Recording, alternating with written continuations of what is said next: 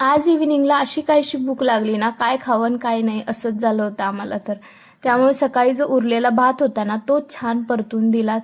मस्त त्याने आवडीने खाल्ला, त्याला खूप आवडला. त्यानंतर बटाटे आणले होते आणि थोडासा कढीपत्ता होता. तोच मग फ्रीजमध्ये, म्हणजे फ्रीजमध्ये नाही तर फ्रीजच्या खाली जो कप्पा आहे त्याच्यामध्ये मी बटाटे ठेवते. बटाटे ठेवले, कढीपत्ता पण फ्रीजमध्ये ठेवला. त्यानंतर जो उरलेला भात होता तो एका वाटीत काढून घेतला आणि कढई पण धुवायला ठेवली आणि सकाळची जी भाजी होती ना ती पण छान गरम करून घेतली. भांडे पण सगळे क्लीन केले आणि नंतर किचन पण क्लीन केलं, कारण आत्ताच बनवायचा होता संध्याकाळचा स्वयंपाक मला. त्यामुळे छान किचन क्लीन केलं आणि लगेचच स्वयंपाकाला लागले. आणि हो, भाजीला काहीच नव्हतं, तेवढे बटाटे होते, तेच होतं फक्त भाजीसाठी माझ्याकडे. त्यामुळे पहिले बटाटे कट करायला घेतले आणि पीठ पण लगेचच मळून घेतलं, कारण की आणि जास्त काही टाईम नव्हता झाला, 6-6:30 वाजले होते. लगेचच स्वयंपाक करायला घेतला, कारण की नंतर खूप लेट होऊन जातो आणि मग मला स्पंदनला वेळ देता येत नाही. त्यामुळे मग आधी स्वयंपाक करायला घेतला.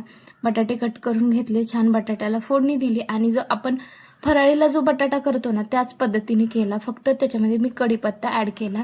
मला असाच बटाटा सिंपल असा आवडतो आणि स्पंदन पण खातो, त्यामुळे मी तसाच बनवला. आणि इथे बघा आमचा अभ्यास चालू होता. आता छान समजायला लागले आम्हाला, कर्व लाईन परत स्ट्रेट लाईन सगळं काही समजायला लागले. तो आता पेन्सिल पण व्यवस्थित धरतो आणि छान गिरवायला पण लागलाय.